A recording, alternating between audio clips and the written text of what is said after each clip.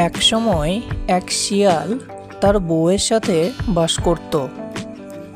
শিয়ালটি একটি দোকানে কাজ করত।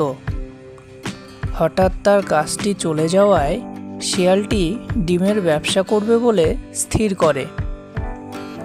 শিয়ালটি তার বউকে বলে, শুনছো গো, আমি ডিমের নিজস্ব ব্যবসা করব। তাহলে আমায় অন্য দোকানের উপর নির্ভর করে আর চলতে হবে না।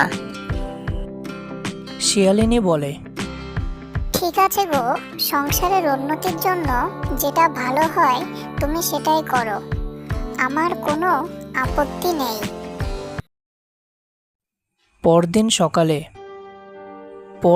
শিয়াল তার বাড়ির সামনে সুন্দর একটি ডিমের দোকান খোলে। তার ডিমের দোকানে খরিদ্দারের ভিড় বাড়তে থাকে। ঠিক তখনই সেখানে উপস্থিত হয় শিয়ালের এক প্রতিবেশী বাঘ মামা। বাঘ শিয়ালের ভালো দেখে মনে মনে হিংসা করে।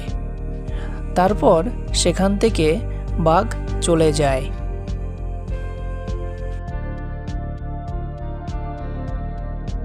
অন্যদিকে শিয়ালের ডিমের ব্যবসা শুরু থেকেই ভালো হয়। এরপর বাঘ তার বাঘিনীকে বলে, আমাদের প্রতিবেশী শিয়াল ডিমের ব্যবসা করছে, তার ব্যবসা ভালোই চলছে। আমিও ভাবছি ডিমের একটি দোকান দেব।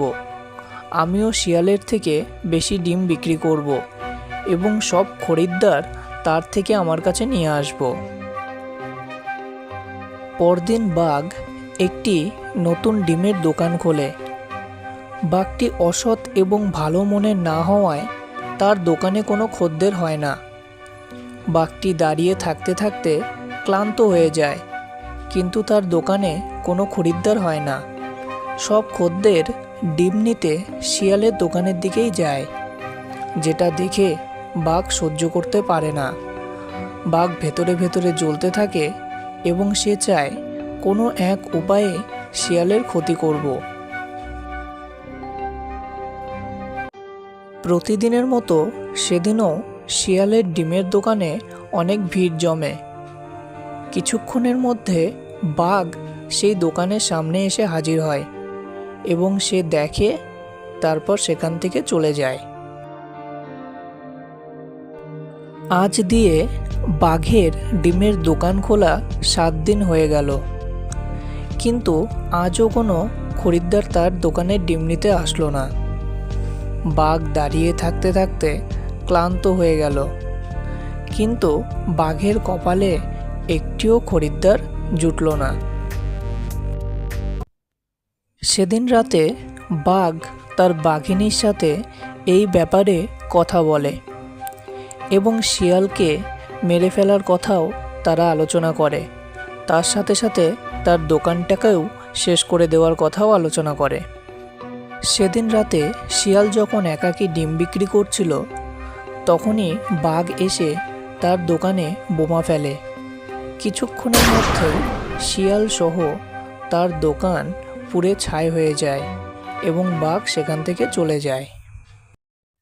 2 মাস পর বোমায় পুড়ে মরে যাওয়া শিয়ালের আত্মাটি আবার ফিরে আসে তার মৃত্যুর প্রতিশোধ নিতে।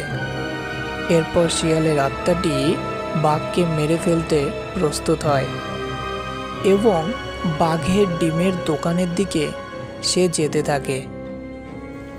কিছুক্ষণের মধ্যে সে যেতে প্রস্তুত হয়।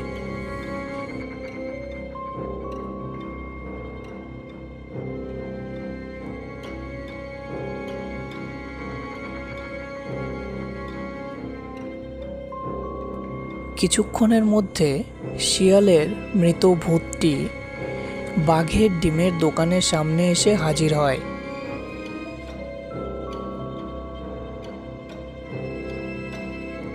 বাঘ শিয়ালের ভূতটিকে দেখে ভয়ে তার হাত পা ঠান্ডা হয়ে যায়। বাঘটি এক দৃষ্টিতে শিয়ালের দিকে চেয়ে থাকে। এরপর সাহস করে সে শিয়ালকে বলে, তুমি কে? তুমি আমার কাছে কেন এসেছো? এরপর শিয়ালের ভূতটি বলে, আমি সেই ডিম বিক্রেতা শিয়াল। তুই আমায় মেরে ফেলেছিলি 2 মাস আগে, তাই তোকে মারতে আজ আমি আবার ফিরে এসেছি। আজ তোকে আমি মেরে ফেলবো। এরপর শিয়ালের ভূতটি বাঘটির পেটে ছুরি মেরে বাঘটিকে মেরে ফেলে। এইভাবে শিয়ালের আত্মাটি তার মৃত্যুর প্রতিশোধ নেয় এবং কিছুক্ষণ পর সেখান থেকে সেই ভুতুড়ে আত্মাটি আবার চলে যায়। এইভাবে বাঘের অসৎ কর্মের পরিণতি ঘটে।